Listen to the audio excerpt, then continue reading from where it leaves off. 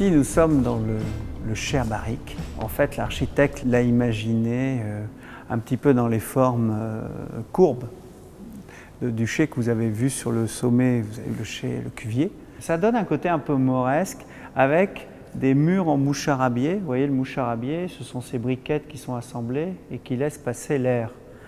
Et derrière ces moucharabiers, on le voit ici, on a l'air qui circule, on peut écrêter les températures et on peut humidifier. Donc on est presque dans l'ambiance d'un chai traditionnel.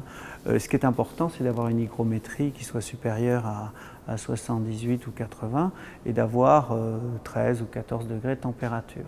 Après, en ce qui concerne le travail des barriques, ce sont toujours des barriques de type bordelaise, évidemment, de 225 litres. Elles sont de tonneliers du centre de la France. Il y a plusieurs tonneliers, Taransaud, Segarmoreau, enfin c'est toujours le choix de complexité d'avoir des bois un petit peu différents. L'élevage se fait sur 18 mois, un sous-tirage tous les 3 mois. Après, on n'a rien changé de tout ça. Le sous-tirage se fait toujours à la main. Vous avez toujours une bonde ici et ce qu'on appelle l'esquive sur ce côté-là. Vous avez du matériel qui date du 19e siècle, donc on n'a pas changé ce genre de choses.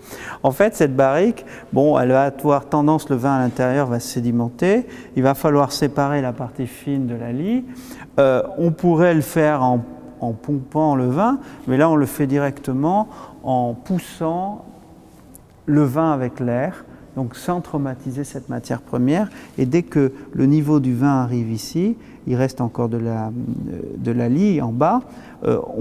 Grâce à cet appareil qui est une chèvre, on arrive à incliner la barrique et la vider progressivement. Et dès que ça devient un peu nuageux, c'est-à-dire qu'il commence à y avoir du trouble, à ce moment-là on arrête. C'est une forme de décantation, comme vous décantez votre vieille bouteille et dès que ça devient nuageux, vous le faites. Donc voilà, au 5e sous-tirage, on continue à pratiquer les collages au blanc d'œuf, on achète des œufs frais, 3-4 blancs d'œufs, on ne monte pas les blancs en neige, surtout pas, petite pincée de sel.